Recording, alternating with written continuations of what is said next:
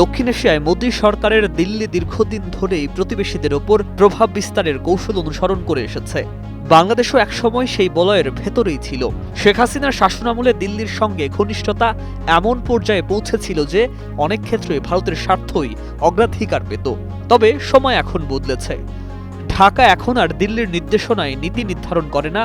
ভারতের আধিপত্যের রাজনীতিকে পাশ কাটিয়ে বাংলাদেশ নিজের কূটনৈতিক পথ এখন নিজেই বেছে নিচ্ছে।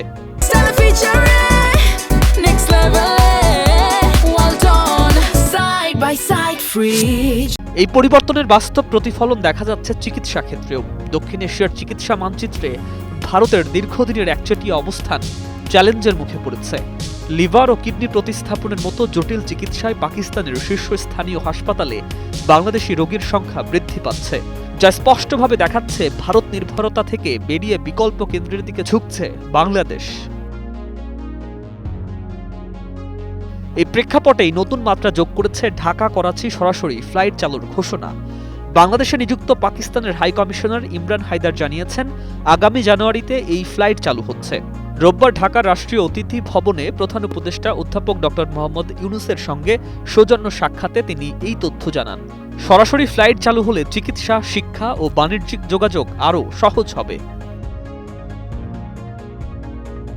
সাক্ষাতে ইমরান হায়দার জানান, গত বছরের তুলনায় বাংলাদেশ পাকিস্তান দ্বিপক্ষীয় বাণিজ্য 20% বৃদ্ধি পেয়েছে। উভয় দেশের ব্যবসায়ী সম্প্রদায় নতুন বিনিয়োগ ও যৌথ উদ্যোগের সুযোগ অনুসন্ধান করছে। একই সঙ্গে বাংলাদেশি শিক্ষার্থীদের মধ্যে পাকিস্তানে উচ্চশিক্ষার আগ্রহ বাড়ছে, বিশেষ করে চিকিৎসা বিজ্ঞান, ন্যানো টেকনোলজি ও কৃত্রিম বুদ্ধিমত্তায়। পাকিস্তান চিকিৎসা প্রশিক্ষণ ও একাডেমিক সহযোগিতার প্রস্তাবও দিয়েছে। প্রধান উপদেষ্টা অধ্যাপক ডক্টর মোহাম্মদ ইউনূস এই ক্রমবর্ধমান বাংলাদেশ পাকিস্তান মিথস্ক্রিয়াকে স্বাগত জানান।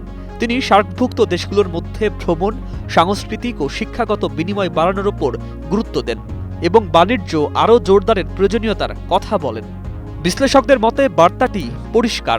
শেখ হাসিনার সময়কার দিল্লি নির্ভর অধ্যায় পেছনে ফেলে বাংলাদেশ এখন ভারতের আধিপত্যের বাইরে এসে নিজস্ব স্বার্থ ও কৌশলেই আন্তর্জাতিক সম্পর্ক গড়ে তুলছে।